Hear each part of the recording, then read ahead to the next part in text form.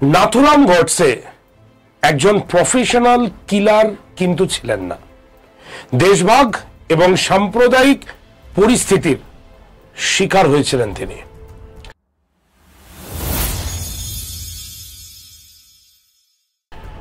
তার লক্ষ্যও ছিল না গান্ধীজিকে হত্যা করা।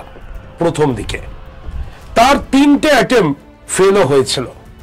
আজকে জানবো সেই নাথুরাম গডসের আসল কথা, যেটি আগে আমি কখনো তোমাদের সঙ্গে শেয়ার করিনি। নাম্বার 1, নাথুরাম গডসের প্রথম লক্ষ্য ছিল পাকিস্তানের প্রবেশ করে সেখানকার ন্যাশনাল অ্যাসেম্বলিতে বোমা বিস্ফোরণ ঘটানো এবং তার পাশাপাশি মোহাম্মদ আলী জিন্নাহকে হত্যা করা। কিন্তু দেশভাগ হয়ে যাবার পর তার পক্ষে সম্ভব হয়নি পাকিস্তানে যাওয়া, তাই তার প্রথম পরিকল্পনা ব্যর্থ হয়।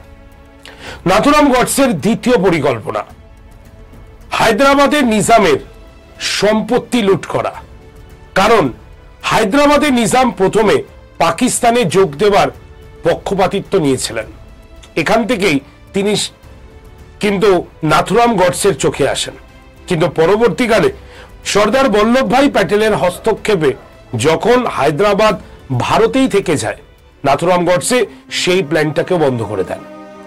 3 নম্বর প্ল্যান, যখন গান্ধীজি পাকিস্তানকে 50 কোটি টাকা দেওয়ার জন্য হরতাল শুরু করেছিলেন, যে সময় পাকিস্তান অলরেডি ভারতের উপরে হামলা করছিল, সেটি নাথুরাম গডসে খারাপ লাগে এবং তিনি ঠিক করেন যে গান্ধীজিকেই তিনি হত্যা করবেন। তাই তিনি প্রথমে 12ই জানুয়ারি গান্ধীজিকে হত্যা করার প্রথম অ্যাটেম্প নেন, ফেলড হয়। সেকেন্ড 20শে জানুয়ারি গান্ধীজিকে অ্যাটেম্প করেন তাকে হত্যা করা যায় কিনা, সেটাতেও তিনি ফেল হয়। কারণ দিল্লি এবং বোম্বাই পুলিশের কাছে খবর এসে গেছিল নাথুরাম গডসে গান্ধীজিকে হত্যা করবেন, কিন্তু পুলিশের তরফ থেকেও কোন রকম প্রোটেকশন তাকে দেওয়া হয়নি। অবশেষে আমরা আজকের দিনে অর্থাৎ 30শে জানুয়ারি বিকেল 5টা 17 মিনিটে নাথুরাম গডসে গান্ধীজিকে 3টে গুলি করেন তার বুকে এবং সেখানেই তিনি কিন্তু মারা যান। তো আজকের এই ঘটনাটা একেবারেই অজানা ঘটনা। এরকম আরো অনেক ঘটনা তোমরা জানতে পারবে। তো তার জন্য অবশ্যই চ্যানেলকে সাবস্ক্রাইব করতে হবে। তো সবাই চ্যানেলটিকে সাবস্ক্রাইব করে রেখো।